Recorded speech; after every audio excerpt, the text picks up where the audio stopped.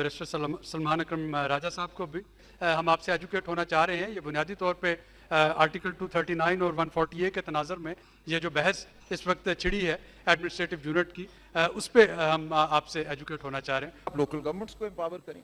आप अगर सूबों को, जो इस वक्त हमारे सूबे हैं, पंजाब 12-13 करोड़ आबादी का सूबा है, उसको आप तोड़कर फर्ज करें 3 सूबे भी बना देती हैं, तो वो भी 4-4, 5-5 करोड़ की आबादी के सूबे होंगे। वो कौन से छोटे सूबे होंगे? मेरी नज़र में ये जो तमाम बहस है कि पंजाब के 3 कर दें, सिंध के 3 कर दें, खैबर पख्तूनख्वा के 3 कर दें, वो 3-3 सूबे भी बहुत बड़े सूबे होंगे। जो आपका मफरूज़ा है कि इस वक्त सूबा बहुत बड़ा है और अवाम और सूबे की हुकूमत के दरमियान बहुत फासला है, वो फासला कम नहीं होगा। तो अगर आपने लोकल गवर्नमेंट को एम्पावर करना है तो बात वहां से शुरू की जाए ना। देखिए, आइन में आर्टिकल 140A आया, इसका एक फॉर्म जो था वो 2002 में आ गया था, फिर 2010 में आया जब 18वीं तरमीम हुई। तो उस हवाले से हम बात कर सकते हैं कि 140A की जो जुबान है वो वेग है, वो जनरल है कि लोकल गवर्नमेंट्स होंगी और उनके पास एडमिनिस्ट्रेटिव अथॉरिटी होगी, पॉलिटिकल अथॉरिटी होगी, फाइनेंशियल अथॉरिटी होगी, लेकिन उस अथॉरिटी को वाजे नहीं किया गया, उसको स्पेसिफाई नहीं किया गया। तो फिर छोड़ दिया गया सूबाई असेंबली के हाथ में कि सूबाई असेंबली जो है कानून बनाएगी और उस कानून में बताएगी कि लोकल गवर्नमेंट को हमने क्या इख्तियार देनी है। कोई आईनी आपने तहफ़्फ़ुज़ लोकल गवर्नमेंट को नहीं दिया, सिवाय इसके कि एक जुमला लिख दिया कि there shall be local government. तो वो तो चले बनानी है आपने, लेकिन उसको आप क्या ताकत देते हैं वो कुल्ली तौर पर सूबाई असेंबली के हाथ में रह गई बात। और सूबाई असेंबलियों ने यही किया, उन्होंने नहीं दी ताकतें। उन्होंने प्रोविंशियल फाइनेंस कमीशन अवार्ड भी उस तरह नहीं जारी किए, फाइनेंस कमीशन नहीं बनाया। तो जो करने वाली बात है मेरी नज़र में वो ये है कि आप लोकल गवर्नमेंट्स की जो ताकत है उसको आइन में स्पेसिफाई करें। बहुत शुक्रिया सलमान अकरम राजा साहब। बैरिस्टर साहब को कर लें। एडमिनिस्ट्रेटिव यूनिट्स कह लें, सूबे कह लें, इस सारी बात का लुबे लबाब ये है कि ऑलरेडी लसानियत की बुनियाद पे नहीं, ज़बान या लिंग्विस्टिक्स की बुनियाद पे नहीं, या दीगर रंग, नस्ल या दीगर किसी कंसिडरेशन पे नहीं, आईने पाकिस्तान के अंदर ऐसा मैकेनिज्म सेट किया जाए वाज़े तौर पे, जिस तरह मिसालें दी सलमान अकरम राय साहब ने और दीगर पार्टिसिपेंट्स ने भी, कि आप जो फाइनेंशियल एम्पावरमेंट है उसको यकीनी बनाएं डिस्ट्रिक्ट की लेवल तक। मैं सिर्फ इस सेशन को अगर कंक्लूड कर सकूं तो यकीनी तौर पे सुबह से जो गुफ्तगू चल रही है, अगर मुझे एक उसमें कॉमन थ्रेड नज़र आ रहा है तो वो common thread affective local government का नज़र आ रहा है। और उसके साथ मुझे ये ख़तरा भी नज़र आ रहा है कि अगर आप लोकल गवर्नमेंट को अनेबल नहीं करते और लोकल गवर्नमेंट को इफेक्टिव नहीं बनाते तो फिर डेफिनेटली आपको कोई और तरीका जो है वो कोई कानूनी, कोई आइनी तरीका जो है वो ढूंढना होगा, या उसमें कोई कहीं ना कहीं पे कोई अमेंडमेंट की जो कंसेंसस है उस पर बात करना पड़ेगी। हम सुबह से जो बात कर रहे हैं वो एडमिनिस्ट्रेटिव यूनिट्स पे है। एडमिनिस्ट्रेटिव यूनिट्स क्या उनकी मज़ीद एडमिनिस्ट्रेटिव यूनिट्स बनाने की ज़रूरत है? अगर है तो कैसे मुमकिन होगा? वो आपने अभी पिछले सेशन में सुना जिसमें हम इसकी कॉन्स्टिट्यूशनल और लीगल प्रोविजंस को डिस्कस कर रहे थे। उससे पहले हमने ये भी डिस्कस किया कि अगर ज़रूरत है तो उसके लिए पैसे कहाँ से आएंगे। उसके लिए हमारा एक जो है जो माहिर मुईशत हैं, डॉक्टर खाकान नजीब थे, डॉक्टर फ़र्क सलीम साहब थे, मोहम्मद मालिक साहब थे, राना एहसान अफसल थे। हम उनसे जानने की कोशिश कर रहे थे कि उसकी जो इकोनॉमिक इम्प्लीकेशंस हैं वो क्या हैं। और सुबह हम बात कर रहे थे उस जब हमने आगाज़ किया एडमिनिस्ट्रेटिव और गवर्नेंस ज़रूरियात क्या हैं जिसकी वजह से शायद हमें नए सूबे जो हैं वो बनाने की बातचीत शुरू करना पड़ रही है या लोकल गवर्नमेंट को स्ट्रॉन्ग करने की बात करना पड़ रही है। तो उसमें मोहतरमा आसिया इसाक साहबा मेंबर नेशनल असम्बली जो हैं वो मौजूद थी। उसमें बैरिस्टर दानियाल चौधरी जो हैं उन्होंने हमें ज्वाइन किया और उसके अलावा मियाँ आमिर साहब उस सेशन में थे।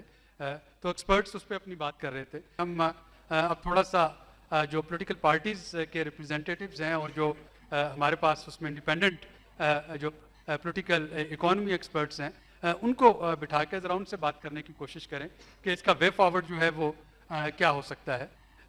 अगर आपकी इजाज़त हो तो मैं मियाँ आमिर साहब आपसे गुफ्तगू का जो है वो शुरू करना चाह रहा हूँ, क्योंकि आपने पहले सेशन में कुछ चीज़ों का आगाज़ किया था। मैं चाह रहा हूँ कि उसी गुफ्तगू को अगर आप एंड पे लेके आएँ ताकि जो हमारे बाकी यहाँ पे ज़ौमा बैठे हैं उनको एक थोड़ा सा आप आइडिया दे सकें कि आपका इस पे मौक़िफ़ जो था वो क्या था। अभी बात हुई लोकल गवर्नमेंट की। लोकल गवर्नमेंट बहुत अच्छी चीज़ है, हमने बड़ी अच्छी लोकल गवर्नमेंट्स भी देखी हैं, कुछ कम अच्छी भी देखी हैं, लेकिन जमहूरी दौर में कभी कोई अच्छी लोकल गवर्नमेंट नहीं देखी। तो हमारे शायद जमहूरी मिजाज में ये शामिल ही नहीं है। और जब हम बात करते हैं, हम जो तजवीज़ देते हैं कि आप डिवीजन के लेवल पे सूबे को बनाएं, आपके 33 चीफ मिनिस्टर्स होंगे, उसमें से कुछ तो ऐसे होंगे जो समझेंगे कि लोकल गवर्नमेंट होनी चाहिए, उसमें से कुछ तो होंगे जो परफॉर्म करेंगे, जो अपने सूबे के हालात को बेहतर करेंगे, और वो अपनी परफॉर्मेंस की बेस के ऊपर अपनी पॉलिटिकल पार्टी में, गवर्नमेंट में आगे बढ़ेंगे। ये हमारे भी लोगों का हक है कि उनको अच्छी हुकूमत मिले और हमारे सियासतदानों को भी परफॉर्मेंस के ऊपर प्रमोशन मिले। एक चीफ मिनिस्टर, 33 चीफ मिनिस्टर्स हैं, जो अच्छा परफॉर्म करे वो फेडरल गवर्नमेंट में आए, वो अपने सियासी करियर में आगे बढ़े। जो इसमें कहा जाता है कि अगर सूबे बनेंगे, 33 सूबे बन जाएंगे तो खर्च इतना ज़्यादा होगा कि अभी इतना ज़्यादा और बहुत ज़्यादा हो जाएगा। हमने ये कैलकुलेट किया है, मैथ कुछ और कहता है।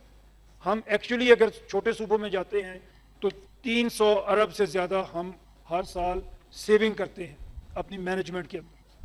40,000 ऐसी असामियाँ हैं जो ख़त्म होती हैं अगर आप छोटे सूबों में जाते हैं। हम ये तजवीज़ दे रहे हैं कि आप कमिश्नर को चीफ सेक्रेटरी बना दें, आरपीओ को आप आईजी बना दें, नीचे गवर्नमेंट का हर महकमा उसी तरह से चल रहा है जिस तरह से चल रहा है, और उसमें मिनिमम डिसरप्शन होगी, आपकी जो एक्स्ट्रा वैकेंसीज हैं वो ख़त्म होंगी और आप एक्चुअली बचत करेंगे और लोगों को बेहतर गवर्नेंस भी दे सकेंगे।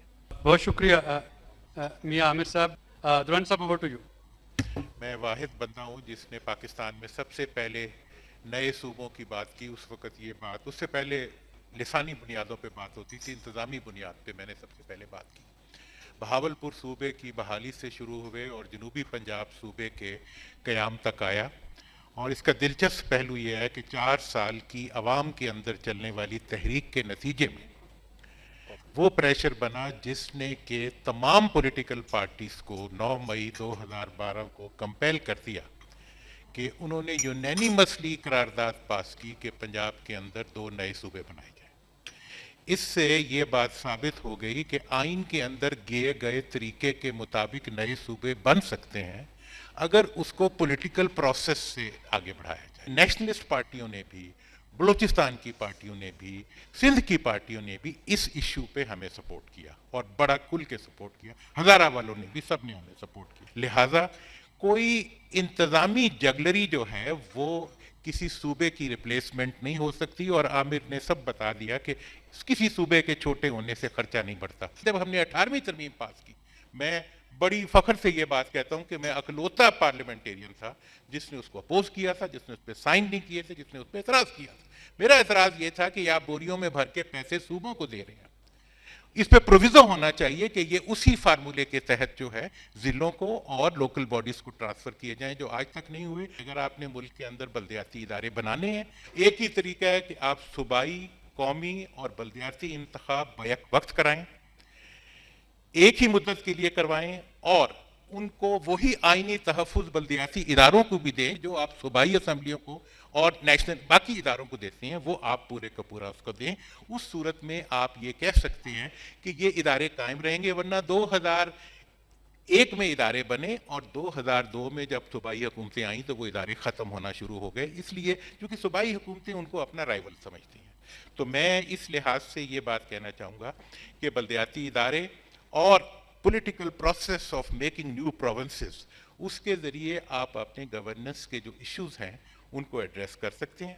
बहुत शुक्रिया जी मुस्तफ़ा कमाल साहब। आप चूँकि हम सियासी बसीरत को देख रहे हैं, पॉलिटिकल पार्टीज़ का इस पे क्या मौक़िफ़ है और वे फॉरवर्ड क्या होना चाहिए, अगर आप इस पे हमें थोड़ी सी रोशनी डाल सकें। मेरी नज़र में हमारी इट इस और सेंट्रलाइज वे ऑफ मैनेजमेंट की वजह से जो हम गवर्नेंस डोर स्टेप पर नहीं लेकर जा सक रहे, उस डोर स्टेप पर नहीं लेकर जा पाने की जो आउटकम है, वो आउटकम ये कि हमारे मुल्क में एक बहुत बड़ा बददिल लोगों का, मुल्क से बददिल लोगों का एक बहुत बड़ा तबका पैदा हो गया है। फिर सबसे बड़ी बात जो मैं समझता हूं इसमें कि अकाउंटेबिलिटी नहीं हो पा रही, हमारी गवर्नमेंट्स की अकाउंटेबिलिटी नहीं हो पा रही। आप ये सूबे बनाए, एडमिनिस्ट्रेटिव यूनिट्स बनाएं, अगर 4 से 32 भी सूबे हो जाएंगे तो उसको भी लोकल गवर्नमेंट चाहिए। तो लोकल गवर्नमेंट तो हर हाल में लाजिम, आप ये काम करें या ना करें, आपको लोकल गवर्नमेंट तो चाहिए। बहुत शुक्रिया नदीम अब्दुल जमान साहब।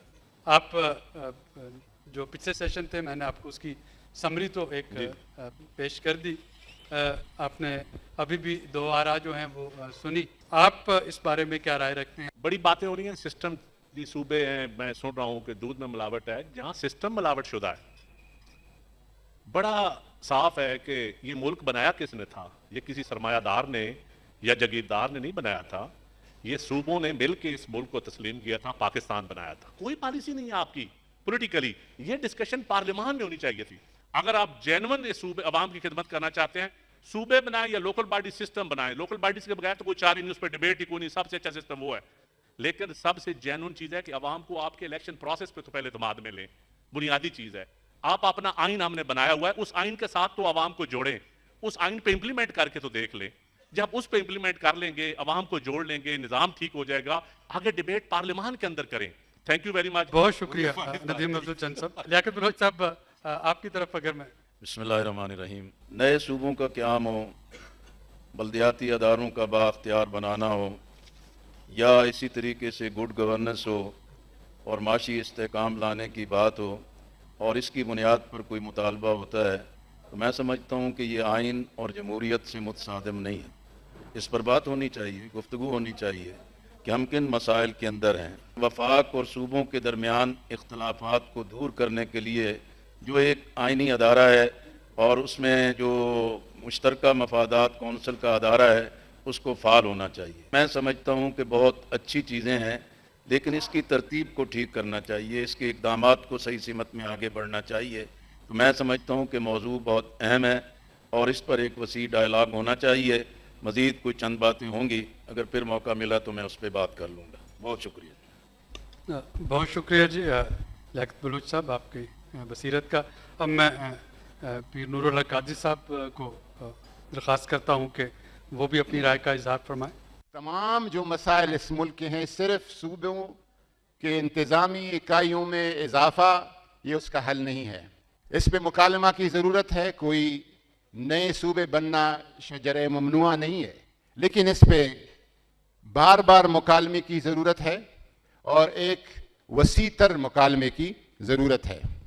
ये गुजारिश करूँगा कि क्रॉस द बोर्ड इस पे सबको सुना जाए, ऑल पार्टीज कॉन्फ्रेंसेस मुनक़द की जाए और सबकी राय को लेकर जब भी आपने तरमीम करनी हो, आपने वही रास्ता अपनाना होगा जिस नई सूबों को क़याम के लिए आईन पाकिस्तान ने जो रास्ता बनाना है, उस रास्ते पे चलना होगा, फिर कुछ हासिल होगा। बड़ी मेहरबानी जी, बहुत शुक्रिया पीर नूरुल हक कादरी साहब।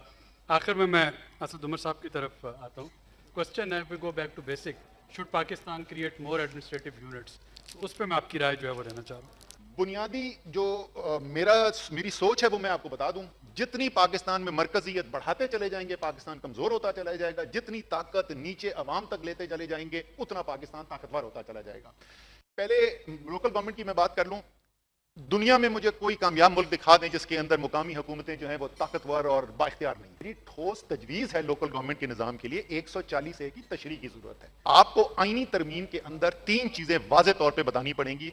मुकामी हुकूमतों का 3rd टियर ऑफ गवर्नमेंट का इख्तियार क्या होगा, उनका रेवेन्यू शेयर क्या होगा, आपको वसाइल, इख्तियार और टेंडर प्रोटेक्शन। इस वक्त वजीर आजम सिर्फ तहलील कर सकता है, कौमी असेंबली, वजीर आला तहलील कर सकता है, सूबाई असेंबली, लेकिन जो मुकामी हुकूमत की असेंबली है वो वजीर आला कर सकता है। क्यों भाई? जिस तरीके से उस हाउस का लीडर उन 2 टीयर्स में कहता है, 3rd टियर में भी होगा। ये है आईनी तरमीम जिसकी जरूरत है आपको। अब आगे सूबों के, देखिए सूबों में कोई इसके अंदर बुराई नहीं है कि आप सूबे मजीद ऐड करना चाहें, जब तक अवाम के अंदर वो बात नहीं समझ में आएगी। लोगों की जिंदगियां अफेक्ट हो रही हैं। मैं तो कहता हूं शुरू होने की इब्तिदा करने के लिए बेहतरीन मौका मौजूद है। भावलपुर और जनूबी पंजाब सूबे की करारदादें ऑलरेडी मौजूद हैं। खैबर पख्तूनख्वा असेंबली के अंदर हजारा के लिए करारदाद ऑलरेडी मंजूर है। जहां अवाम की मंजूरी है वहां से तो शुरू करें ना। ये मेरा मुख्तसर सा वो है, जरूर बनाए सूबे अवामी अमल से, सियासी अमल से, अवामी राय की बुनियाद के ऊपर बुनियाद बनाइए। बहुत शुक्रिया, आपने हमारे तमाम मुअज़्ज़ज़ मेहमानों को सुना। मैं फ्लोर से 3 क्वेश्चंस मैं लूँगा जी। सर मेरा ये लाइक ओपिनियन है कि इंडिया की एक स्टेट है केरला स्टेट, उसका governance system, local government system उसका बहुत स्ट्रांग है। तो पाकिस्तान उससे as a neighbour country, Pakistan उससे क्या लेसन जो है वो एक्सट्रैक्ट कर सकता है? So with in new presences इस डिबेट के अंदर। जी, मेरा क्वेश्चन मियां आमिर साहब से भी है और असद उमर साहब से भी है।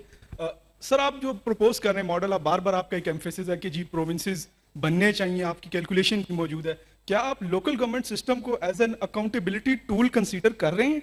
एक तो आपने सुबह से तकरीबन तमाम पार्टियों, तकरीबन क्या हकीकत में तमाम पार्टियों की यहाँ पे पार्टिसिपेशन थी और उन सब ने बड़ा खुल के लोकल गवर्नमेंट की हिमायत की है, लेकिन एक ने भी कभी इलेक्शन नहीं कराए।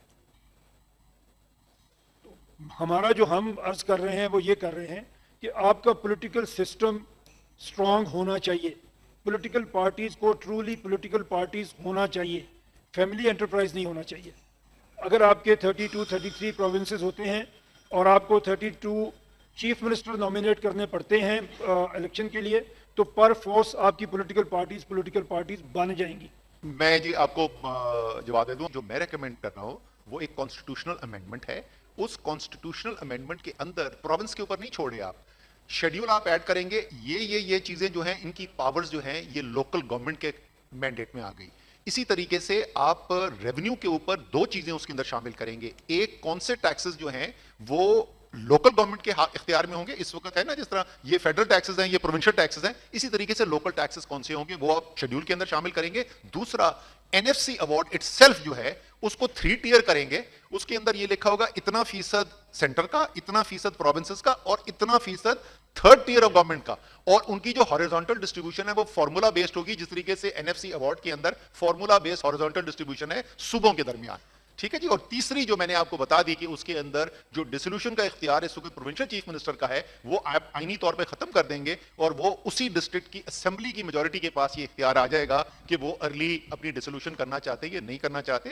जो मोहतरमा ने केरला का सिस्टम का लोकल गवर्नमेंट का बताया, कहीं से भी इस हवाले से अगर कोई रहनुमाई है लेनी चाहिए। तेहरान का, आपके दूसरे पड़ोस में ईरान में तेहरान कैपिटल का सारा पैसा, उनके रोडों का, मेट्रो का, अंडरग्राउंड्स का, बिजली का सारा पैसा उसके लोकल गवर्नमेंट के निज़ाम से आता है। तेहरान का पैसा तेहरान ही पे खर्च होता है। मैं समझता हूँ कि वे फॉरवर्ड यही है कि कौमी सियासी कौमी क़यादत जो है वो अपने इस मनसब को समझे, माजी की गलतियों से रुजू करे और मुस्तकबिल में आइन की पाबंदी करे। उसी दायरे में सूबे छोटे करना, एडमिनिस्ट्रेटिव यूनिट बनाना, ये भी एक कौमी बहस की शक्ल अख्तियार कर सकता है और बाख्तियार बल्दियाती निज़ाम भी शहरियों को उनकी दहलीज पर उनकी खिदमत का जरिया बन सकता है। बहुत शुक्रिया। बहुत शुक्रिया लियाकत बलोच साहब। नदीम नसरुल चंद साहब, आपके इख्तितामी कलमात। जी, देखिए तमाम स्टेक होल्डर्स को मिलके इस वक्त एक टेबल पे बैठना पड़ेगा।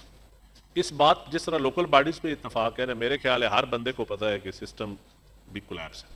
अब इसका हल देना है, हमने हल है हमारे तमाम स्टेक होल्डर्स ने और सियासतदानों ने मिल के देना है, और वो चार्टर ऑफ डेमोक्रेसी ऑलरेडी एक है। मजीद सारी पार्टियों को, मैं समझता हूँ नेशनलिस्ट पार्टियों को भी और तमाम कौमी पार्टियों को, सबको उसमें शामिल करें और 5 दिन में हल निकल आएगा। मैं समझता हूँ कि बिस्मिल्लाह करें, अगर सूबे बनाने से रियासत ठीक होती है, मुल्क कामयाब होता है, तो सबसे पहले 2 करारदादें हमने पास की हुई हैं।